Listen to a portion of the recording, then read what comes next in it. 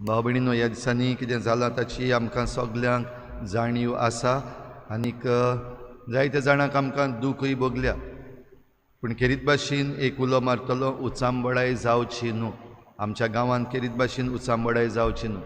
सगल्यांचे हांव आभार मानतां. आमचे पॅरिशनरांचे आभार मानतां, आमचे डिनरीचे यादनीक आसात तांचे सगल्यांचे आभार मानतां, आमचे गोंयचे पवित्र सभेचे सगळे वडील आसात, आमचे यादनीक आसात, तांचे सगल्यांचे आभार मानतां.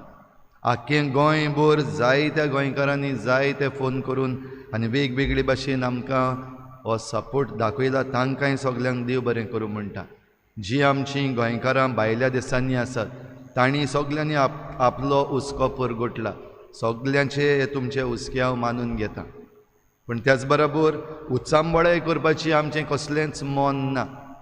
कालच्या दिसाक एक व्हिडिओ व्हायरल जाल्लो आसा की आयज सांजे चिकाली इगोर्जेन एक मिटींग आसा म्हण to stand with father Bolmax. मातशें चुत्राय धरची.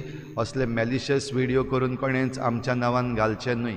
आमी असली कसलीच मिटींग आपोवंक ना आनीक मिटींग्यो करून सपोर्ट जरी तर कोण दिवपाक सोदता जाल्यार ताची गरजूच ना.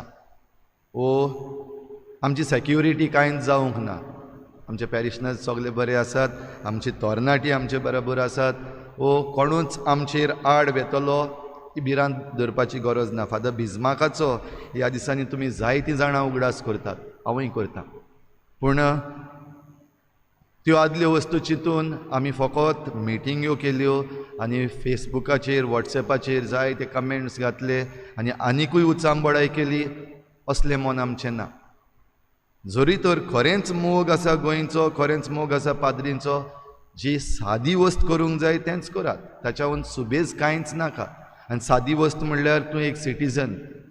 तूं जरी तर गोंयचो एक सिटीजन जाल्यार ह्या दिसांनी कितें घडटा हांगा तुवें वचोन निशेध न्हू.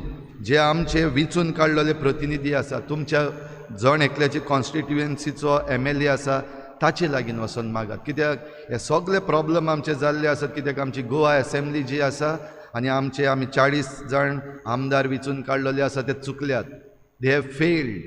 आनी ह्या पासत हे सगळे जरी तर प्रश्न उबे जाल्ले आसात तांच्या घरा लागीं वचून तांकां सांगात.